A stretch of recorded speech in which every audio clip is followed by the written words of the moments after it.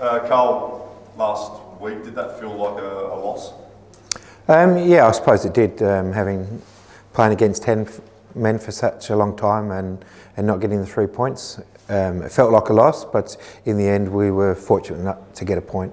What has been the number one focus this week? Just to keep playing, going back to the attacking football that we've been playing over this last 3 months. I think that's been the key focus for us, is to keep that belief in what we've been doing, because we've been playing some great stuff. Yes, we were a little bit disappointing in the last game, but other than that, we've been very good. Western United with 10 men, they obviously sat back, made it difficult, played on the counter. Wellington are probably going to do something very, very similar. What's going to be different this time? Yeah, well, we only played them 2 weeks ago, so we know exactly how they play and we know what their strengths are, and we've done a bit of work on that this week. And again, it's just a matter of us taking our opportunities when they present them. You're a bit unlucky in that match as well. I think it was the last minute penalty that cost you. How do you go about correcting that to make sure you...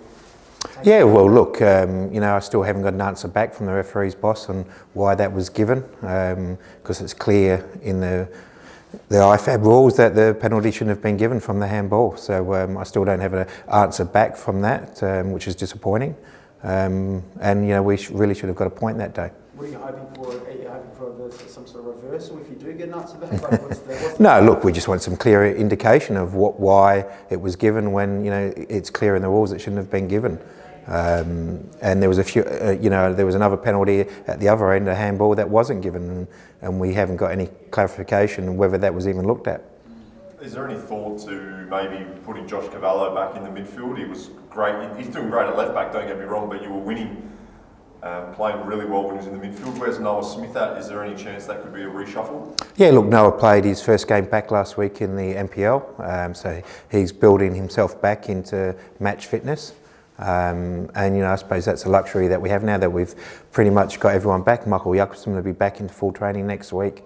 So we've got that competition back for all positions, which is what we need going into this busy period of games. And James Delianoff obviously played as well. He's fit and up for selection. Who's going to start tomorrow night? Yeah, look, James will play again in the NPL this weekend. He needs another game.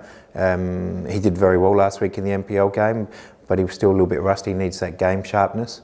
So he has the opportunity to play another full 90 minutes on Saturday. Will it be a hard decision when eventually James is fit and he's firing again?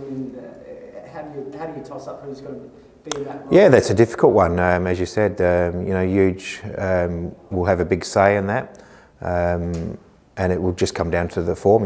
Joe at the moment is in great form, and if he keeps that and he keeps clean sheets, then it's very hard to change goalkeepers when they're having clean sheets. So that's what it is. It's competition. That's that's what we want. Obviously, a couple of results haven't really gone your way. You've maybe potentially out of form. You've had the same starting 11 now for 3 weeks in a row. So maybe this is time to tweak with that a little bit. Look, I'm a big believer in sticking by the starting 11.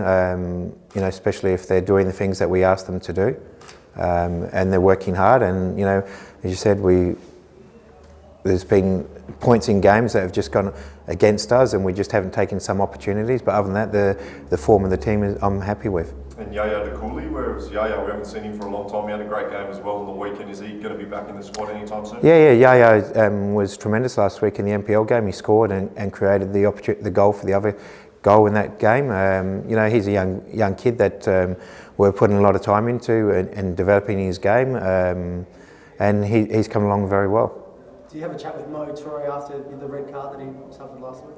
Oh, look, it's he was unfortunate, but that's the way it is. He has to learn from that. Mohammed, he was a little bit down on himself because disappointed with himself, but he'll be back.